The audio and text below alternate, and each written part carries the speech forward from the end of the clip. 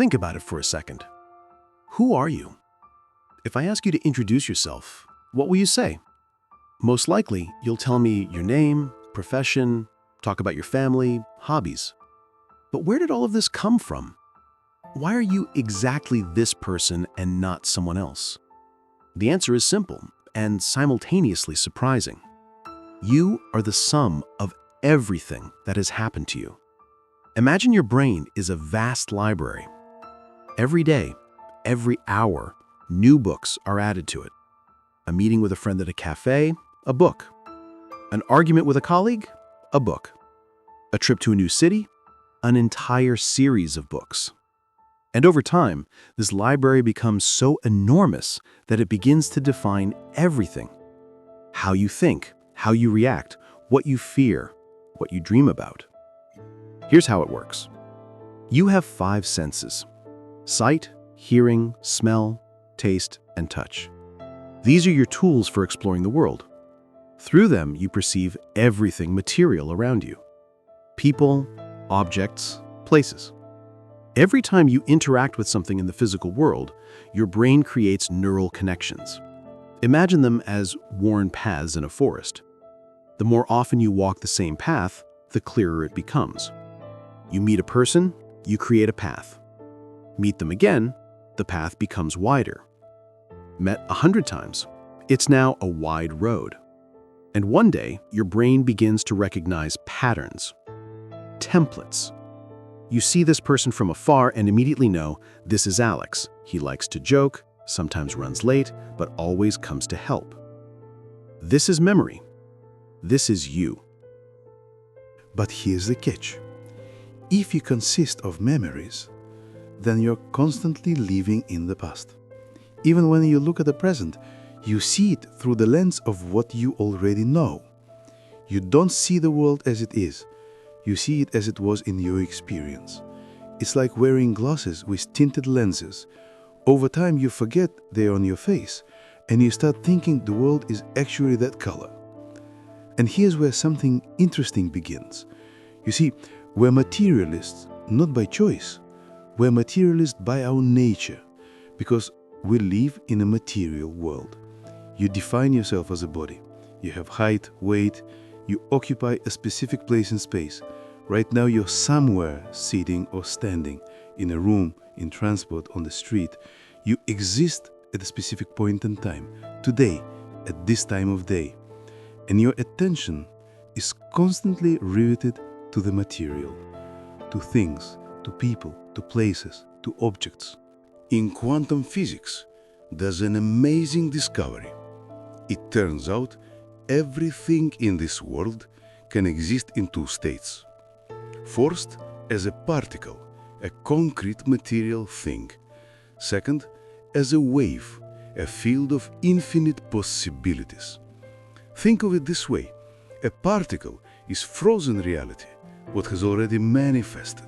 A wave is an ocean of potential, everything that could happen but hasn't yet. The problem is, we constantly focus on the particle, on what already is, on the known, on the material. We ignore the wave, the invisible field of energy and possibilities. Why? Because our senses are tuned only to the material. You can't see, touch, or hear possibilities. You can only perceive what has already become reality. And this is where stress enters the game.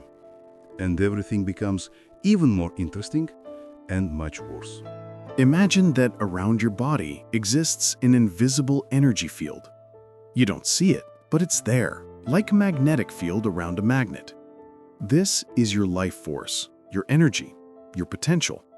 When you're calm, happy, balanced, this field is large, bright, pulsating. You literally radiate energy. People feel it. They say, "You have such good energy today."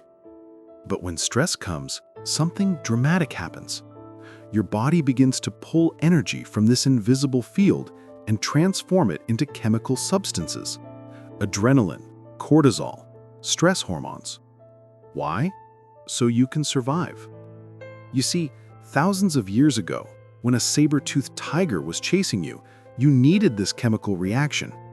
It made your heart beat faster, muscles tense, senses sharpen. You became either a fighter or a sprinter, and it saved your life. The problem is, your body doesn't know the difference between a saber-toothed tiger and an email from your boss, between real danger and the fear that you won't be able to pay rent. And here's what happens next. The more stress you experience, the more often, the longer, the more energy is sucked from your field. This field around you contracts, becomes smaller, dimmer. And you know what you start to feel? You start to feel heavier, denser, more material, as if your body has thickened, as if you've become less energy and more just mass, a piece of flesh. And these stress chemicals do something else. They imprint on your senses, force you to be hyper-focused on the material world, on the known, on what represents a threat. And you know what? This is normal if a tiger is actually chasing you. This is normal for a short time. The organism mobilizes, you deal with the threat, stress passes, the field restores. But what if the tiger never leaves? What if you live in a state where every day is running from a tiger? And here we come to the real crisis of modern humans. The fact is, most of us live in constant stress. Not acute flashes of danger, but chronic, prolonged, exhausting stress. A job you don't like, relationships that aren't working, bills that need paying, news that frightens, social media where everyone supposedly lives better than you, the constant feeling that you're not keeping up, not coping, not good enough. And your body continues to produce these chemicals, day after day, week after week, year after year. Now, get ready for the strangest fact. You can become addicted to stress. Yes, exactly that. Addicted. How is this possible? Very simple. Your body begins to get used to these chemicals. They become your normal state. And when their level drops, you feel uncomfortable. You begin to unconsciously seek situations that will trigger the production of these hormones again. You argue with your partner over nothing. You create problems at work. You replay the worst future scenarios in your head. Why? To get your dose. And the stronger this addiction, the more you feel trapped in your body, in a specific place, in linear time. You start living like this. Wake up in the morning, look at the clock, run to work, come home, clock again, another day ended. You're at the office, thinking about home. You're at home, thinking about work. You're always somewhere, but never truly here. Your attention jumps like crazy, from person to problem, from problem to thing, from thing to place, an endless carousel. And this happens because when you're in survival mode, the external world seems unsafe to you, and you give it all your attention. You're constantly scanning the environment. What will go wrong? Who can harm me? What can I lose? And you know what happens to your brain in this state? It begins to work in a special mode. Very fast, chaotic, incoherent brain waves. And here are the emotions that accompany this state: pain, anxiety, worry, fear, anger, frustration, judgment, impatience, aggression, competition.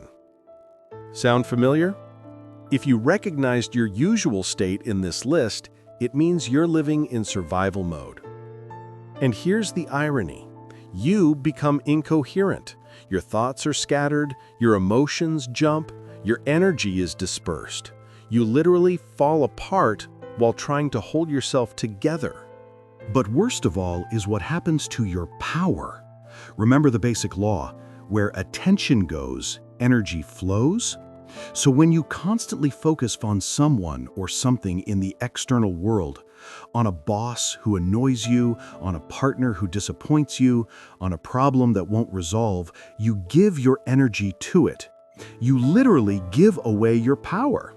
This person or this situation now controls you. They determine your mood. They decide whether you'll have a good day or a bad one. They run your life. And here's where a truly strange thing happens. You form an emotional attachment to the very reality you want to change.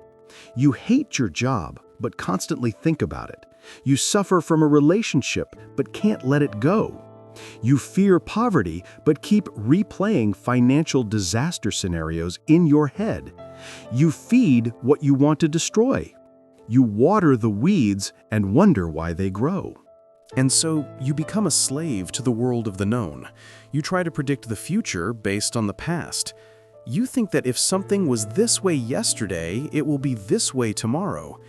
But real change never comes from the known. It comes from the unknown, from the field of possibilities, from that very energy field you stopped feeling long ago. And here's the paradox. While you're in survival mode, the unknown frightens you. Everything unpredictable seems dangerous. You cling to the familiar, even if it's killing you. So, let's sum it up. What do we have? You have a personality formed by past experience. You have attention riveted to the material world. You have chronic stress draining your energy. You have addiction to stress hormones. You have constant focus on problems in the external world. And you have fear of the unknown. This is the invisible cage. You live in it. Most people don't even notice they're in a cage. They think this is life. But you know what? The very fact that you're hearing and understanding this already means the cage door has opened slightly. The first step to liberation is realizing you're in a trap. As long as you think your state is normal, nothing will change. But as soon as you see the pattern, see the mechanism, you have a choice. You need to understand several things. First, you are not just your body. You are more than matter. You have an energetic component and it's real, even if you don't see it. Second, you don't have to live in the past. Yes, you have memories, but they don't determine your future unless you allow it. Third, stress is not the norm. The fact that everyone around you lives in stress doesn't mean you must live that way too.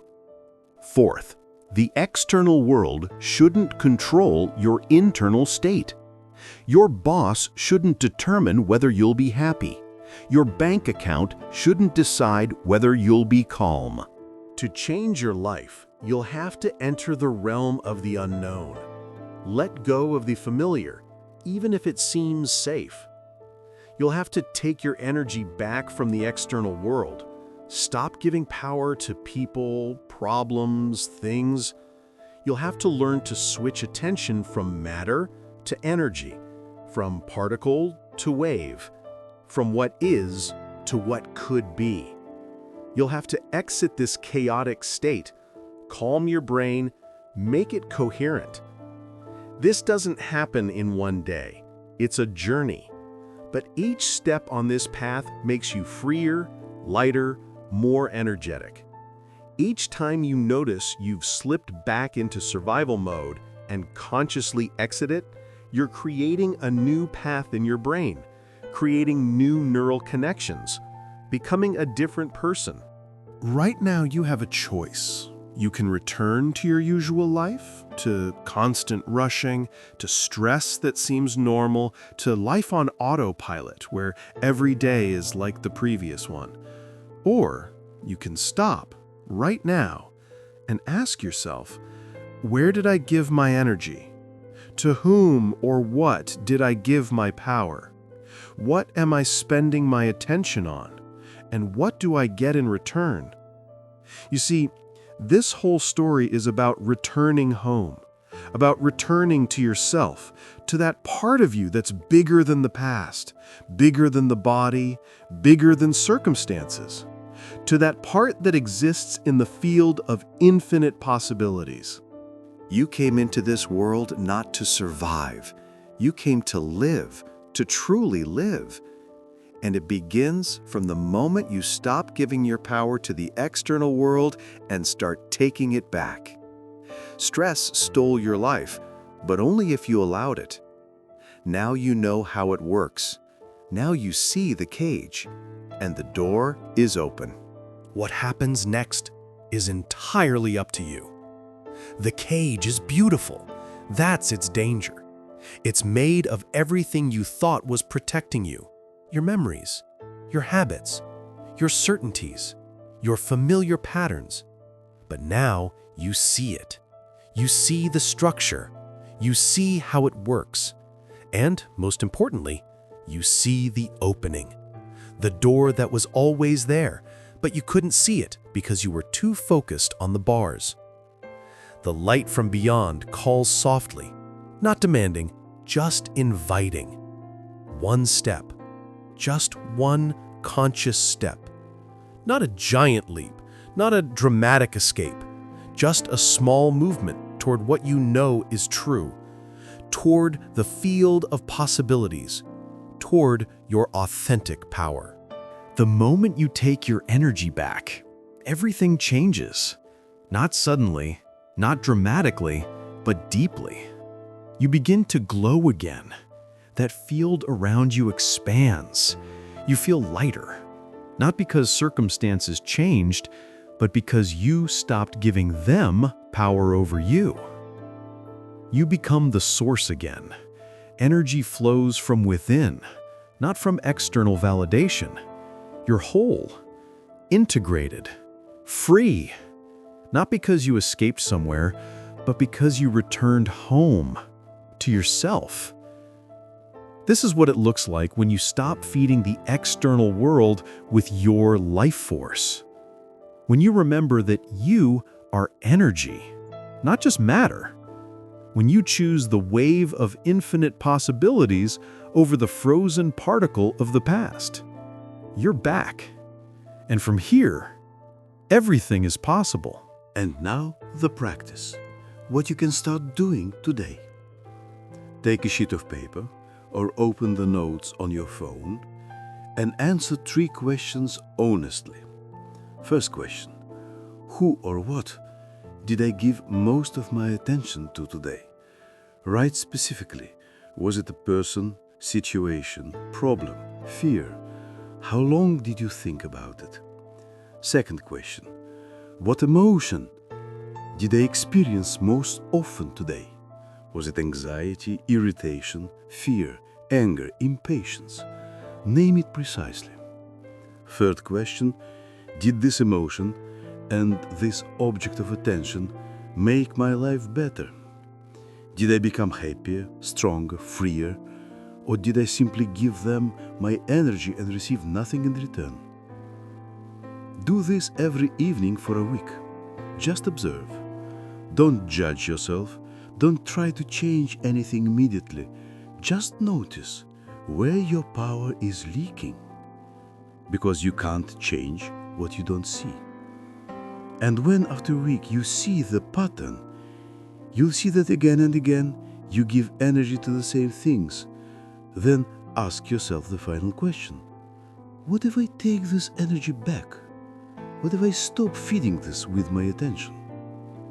And try, just for one day not thinking about that person, about that problem, about that fear. One day directing attention to something else, to what inspires you, what gives you strength, what opens possibilities. This is the first step out of the cage. Not a giant leap, but a small step. But this is where everything begins. What you do next depends only on you.